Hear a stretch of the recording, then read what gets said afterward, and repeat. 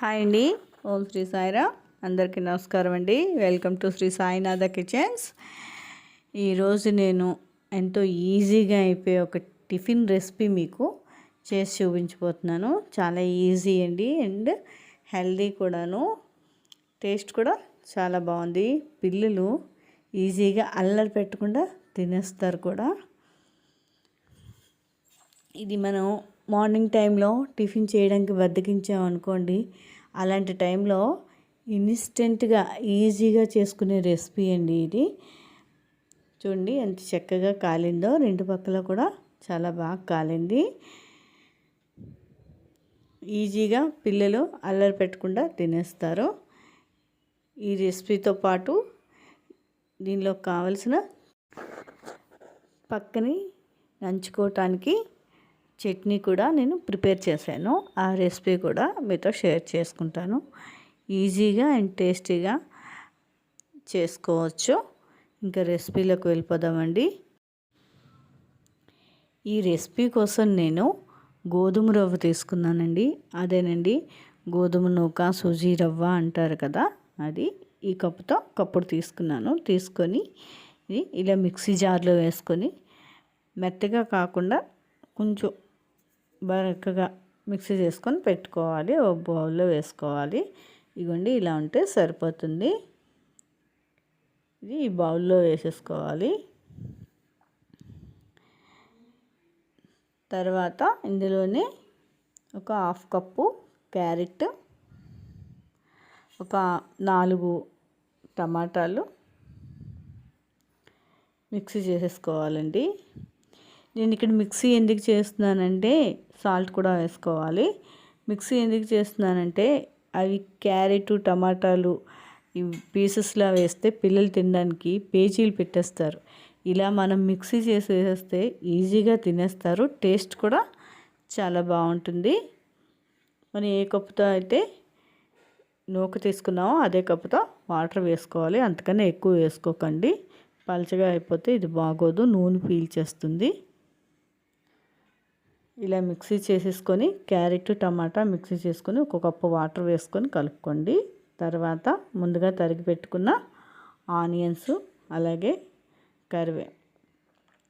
కొత్తిమీర, కరివేపాకు వేసుకోవాలి. కరివేపాకు అనేది ఆప్షనల్ అండి. ఇష్టం ఉంటే వేసుకోవచ్చు, లేకపోతే లేదు. కొత్తిమీర మాత్రం వేసుకోవాలి, టేస్ట్ బాగుంటుంది. అలాగే కొంచెం సాల్ట్. ఇందులో బేకింగ్ సోడా అలాంటివి కూడా వేస్తారు, కానీ వద్దండి, హెల్త్కి మంచిది కాదు. పొంగుతాయని వేస్తారు. ఇలాగే చక్కగా పొంగుతాయి. ఇలా కలిపి ఒక 10 నిమిషాలు పక్కన పెట్టుకుంటే చాలు. ఎందుకంటే ఆ గోధుమ నూక కొంచెం నానితే సరిపోతుంది, చాలు, ఎక్కువ అక్కర్లేదు. ఒక 10 నిమిషాలు చాలు. ఇలాగా కొంచెం థిక్గానే ఉండాలండి. ఇలా కలిపేసి పక్కన పెట్టేసుకోండి మూత పెట్టి. ఇప్పుడు దీంట్లో కావాల్సిన చట్నీకి ప్రిపేర్ చేసుకుందాం.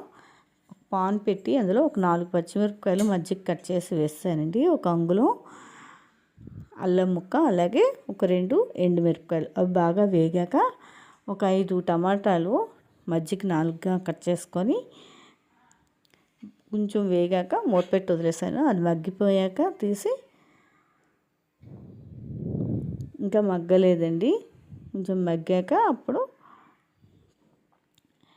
కొత్తిమీర వేసుకోవాలి. అందులో ఎక్కువ అక్కర్లేదండి, కొంచెం వేసుకుంటే సరిపోతుంది. కొత్తిమీర వేసుకొని అది వాటర్ బాగా అయ్యేంత వరకు ఉంచి ఇలా మిక్సీ చేసుకొని చట్నీ చేసుకోవాలి. ఇది కొంచెం సాల్ట్ కూడా వేసుకోవాలి.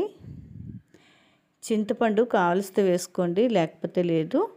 చింతపండు వేయకపోయినా పర్వాలేదు. ఈ సీజన్లో దొరికే టమాటాలు పుల్లగానే ఉంటాయి కనుక చింతపండు అక్కర్లేదండి. ఇవ్వండి ఇలా మిక్సీ చేసుకుంటే సరిపోతుంది. ఇది ఒక బాక్స్లో తీసుకోండి. ఇంకోటి ఏంటంటే ఇందులో పోపు అక్కర్లేదండి, పోపు లేకుండానే బాగుంటుంది. పోపు వేస్తే బాగోదు. ఇలా మూత పెట్టి పక్కన పెట్టేసుకోండి. ఇప్పుడు పొంగరానికి కావలసిన ముద్ద రెడీ అయిపోయింది, చట్నీ కూడా రెడీ అయిపోయింది. ఇంక పొంగరం పోసేసుకుందామండి. ఇలా మనం పోపు వేస్తాం కదండి, అలాంటి ఒక బౌల్ తీసుకుంటే సరిపోతుంది. కొంచెం నూనె వేసి ఇలా పొంగరాలు పోసేసుకోండి. ఒక పక్క కాలాక ఇంకో పక్క తిప్పేసుకోవటమేను. చాలా ఈజీగా కూడా వచ్చేస్తాయండి అవి పొంగరాలు.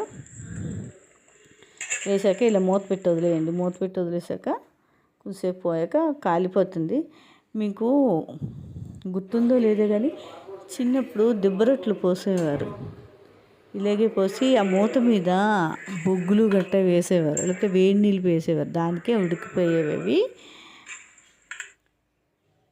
ఇలాగా కుక్ అయిపోయాయండి. చాలా బాగా వచ్చాయి. ఈజీగా అయిపోతుంది, వేరంగా అయిపోతుంది. చూసారా ఎంత ఎర్రగా కాలిందో. దీంట్లోకి ఈ చట్నీ బాగుంటుంది.